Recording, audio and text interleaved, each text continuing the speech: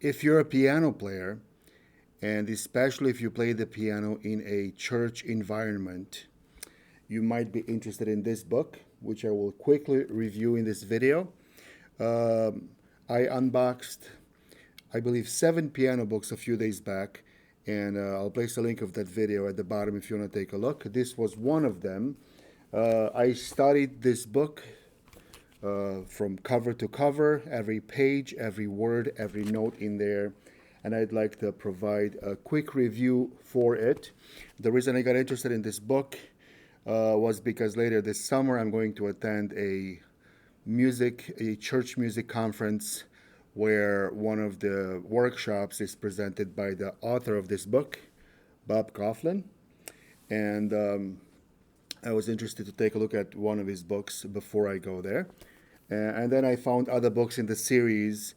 There's a jazz piano book, gospel piano book, blues piano book, and there's like 7 or 8 in the series, all by different authors. So yeah. Anyways, this goes in. There's 25 chapters in there. I'll quickly share some of the things that I like about the book, and maybe one thing or two that I wasn't so crazy about. Since this is an honest review, I'll do just that. Few things that I really like about the book: large format, easy to read, inside and out. Also, all the examples in the book come with a recording which you can access online, so you don't have to insert a CD. Who has a CD player anymore, right? So they provide a code. I wasn't going to show that code on the screen because then some of you can use it. You can get your own code, right? So for every musical example in the book, you can play it. I played every single example in there, but also you could hear it on a digital recording. So that was awesome. I actually didn't listen to the examples because I played each one myself, but it's awesome that you're able to. The book starts with basic introduction to music theory and piano theory. How to build, how chords are built, different chord types. Major, minor, dominant seventh, minor seventh, suspended. It's quite thorough in that aspect, and the author explains each type of chord and provides notation for how they're written on the staff and played on the instrument. So the first few chapters they deal with chord construction, chord inversions, voicings, things of that nature, and slowly but surely he gives you specific examples to play and practice these chord voicings and inversions and whatnot. Another thing that I liked a lot was that a lot of the examples, most of the examples, are actual contemporary Christian songs or hymns that you would hear or play in church. So if you're a piano player, this is very helpful because it'll show you different ways to accompany those hymns and contemporary worship songs. So that was great. I found interesting how he presented altered chords. He calls them color tones. There's a whole chapter on that. And that was an interesting approach to presenting altered chords. The first 10 chapters or so deal with just that, chord voicings, altered chords, inversions, things of that nature. He does introduce the Nashville numbering system, which is quite commonly used in Christian music circles.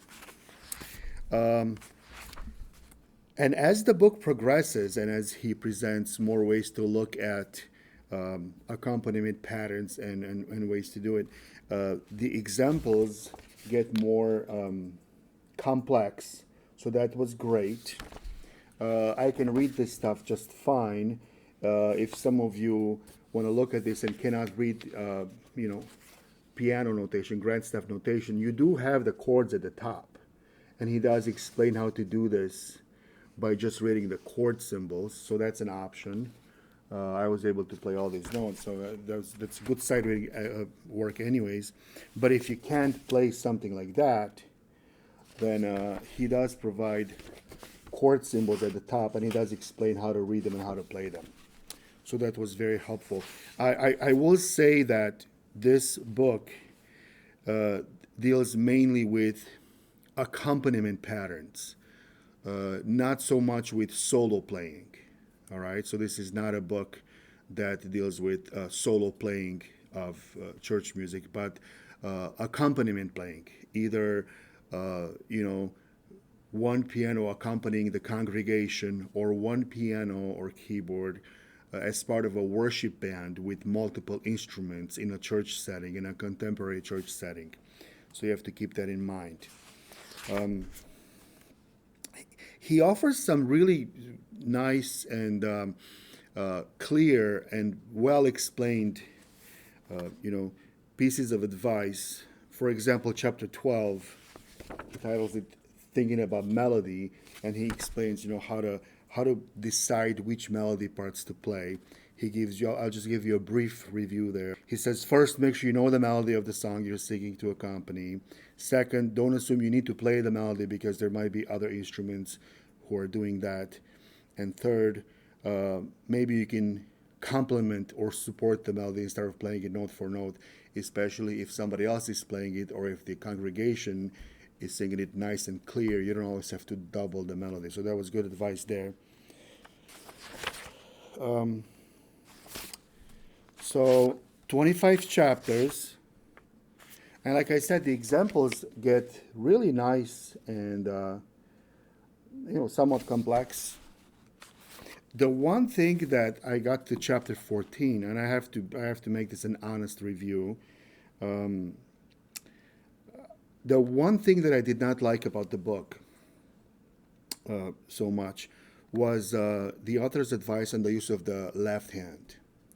And I've read about this in on Amazon reviews and other places online. The author does suggest that the left hand is less important than the right hand when you play the piano in a contemporary Christian music setting. And he does suggest that the left hand play less notes, and he actually goes as far as saying that it isn't necessary to actually play the left hand at times. And he says that if you are not able to figure out what to play with your left hand, then it's okay to just play with your right hand. Now, the issue I had with that, and I'm not going to sit here and criticize a successful book author. I'm sure this is a great musician, and he's a published author, and he's the founder of a great music ministry. But as a piano player, I have to say that both hands are equally important when you play the instrument. He does say that in classical music, piano playing, the two hands have. Let me just quote him, so I don't say the wrong thing. He says, in classical music, the left hand plays a crucial role and is equal in importance to the right hand. That's not the case for modern worship songs, especially when you're playing with a band. And then he gives three reasons. He says one reason is that the bass player already has the bass notes covered. The second reason, he says, if the keyboard and bass are playing different notes in the lower registers, the sound gets muddy. And then he says, the third reason, when you play keyboard in the lower registers, it's harder for the person running the sound to bring you up in the mix. Okay, so the first reason, he says that the bass player already has the bass notes covered. He's saying that the bass guitarist is already playing those notes. Okay, but you have your treble notes being played by other instruments as well. So I don't get that. That doesn't make any sense to me. We have other settings where the left hand on the piano plays the same notes that other bass instruments play, not just classical music, but even jazz and blues and pop and rock. So that argument doesn't hold water for me. And then he says the second reason, he says if the keyboard and bass are playing different notes in the lower registers, the sounds gets muddy. That's true. That's true. That reason, I guess I could go with that, but that doesn't mean that all piano players will play different notes than the bass player or than other bass instruments in the musical ensemble. So that's not a reason to say what he's about to say. And then he says when you play the keyboard in the lower registers, the person running the sound will have a hard time bringing you up to the into the mix. Okay, but that's also true about other instruments. Like sometimes nylon string guitars can be difficult to bring up in the mix because some of the sounds are up, they're high in the mids.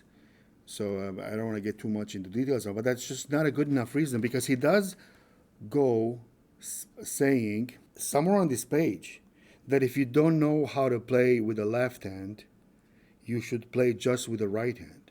And I was like, no, that's not a good thing to say to a piano player because you can also say if you don't know how to play with the right hand, then don't play. What? That doesn't make sense to me. So yeah, you have to learn how to play with the left hand on the piano, but the solution is not playing with the left. I can imagine people playing with just one hand. It's just it's unheard of. I've never seen anybody do that, like for a long time. Maybe some short introduction or something. I have to find the sentence here. Here he goes.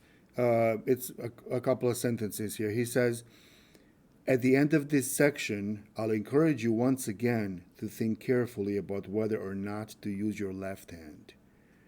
It's not as necessary as you might think. I think that's the wrong thing to say to somebody who's learning how to play the piano or somebody who plays the piano in a church setting because it encourages people to do just that, to play without the left hand. I don't think that's a musical solution. And here's the other paragraph at the end of chapter 14. He says, keep in mind, though, that your best option might be to not use your left hand at all. Yeah, so I don't know. I put a big question mark in my book there. So, and also at the end of the book, he says it again, page 82. He talks about playing the organ, and I kind of get his point there. It's different to play the organ than it is to play a piano or keyboard.